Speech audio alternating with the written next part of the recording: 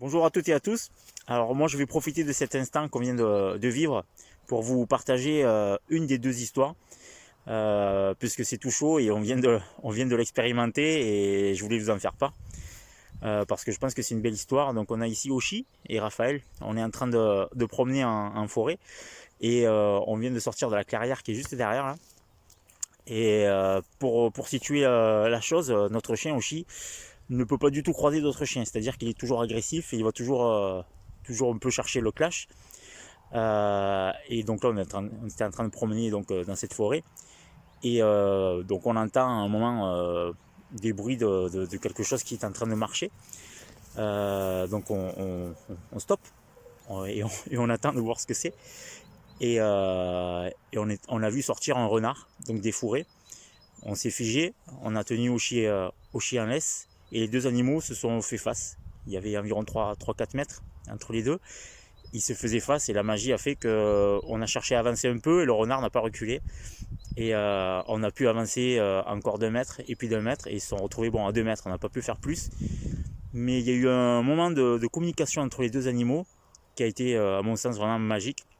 J'ai pas pensé à sortir le téléphone, mais je pense à le sortir maintenant pour vous en faire part. Donc je ne sais pas si vous pourrez vous un jour revivre ce qu'on a vécu, mais connaissant mon chien et connaissant le nombre de chances qu'on avait de croiser un renard par ici, on est en Provence, hein. Bon, il y en a, mais enfin voilà quoi. Donc voilà pour la première histoire qui restera gravée quoi. Donc nous voilà partis pour la deuxième histoire. Je profite du trajet retour. Donc voilà. Donc pour info, on est parti donc en fin d'année dernière en Andalousie pour un road trip pour en fait aller récupérer un véhicule. Pour info, je suis vendeur de véhicules anciens et c'est des véhicules que je vais chercher exclusivement en Espagne. Je suis moi-même espagnol d'origine.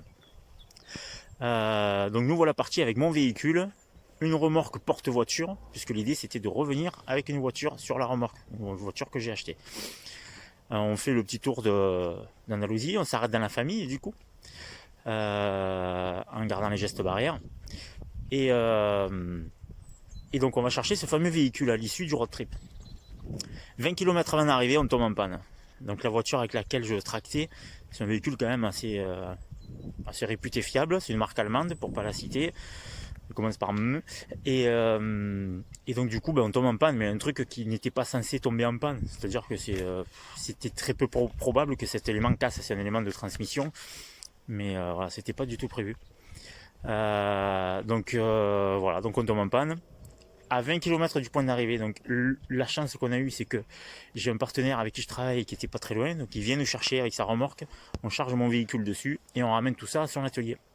On n'a pas pu réparer, donc le véhicule est resté immobilisé là-bas. Donc comment on rentre quoi? Avec une remorque de location qu'il fallait que je rende. Et voilà, donc il y a un véhicule qui nous attendait, bon bref. Donc il se propose, mon partenaire, de nous prêter un véhicule et qu'il fallait donc déposer à Barcelone. On a pris cette solution-là parce que test PCR, on n'en avait pas pour prendre un avion quoi. Et donc voilà, donc on part. En cours de route, on essaie de trouver une voiture de location pour faire Barcelone et le chemin qui nous restait à couvrir jusqu'au sud de la France. Et donc arrivé à l'agence de location, on nous annonce qu'en fait c'est 1500 euros. Ça on n'avait pas vu. Pourquoi 1500 euros? Parce qu'en fait une agence de location, quand elle te prête un véhicule pour traverser la frontière pour aller dans un autre pays, ensuite elle paye un transporteur qui va lui ramener le véhicule. Donc ils te font payer ça. Donc du coup on s'est retrouvé un peu le bec dans l'eau. Je sors de l'aéroport, je vais voir un taxi, je lui demande combien il prendrait. Il me dit 700 euros. Je dis mais pour ce prix-là, moi j'achète une voiture. Et du coup on a eu l'idée.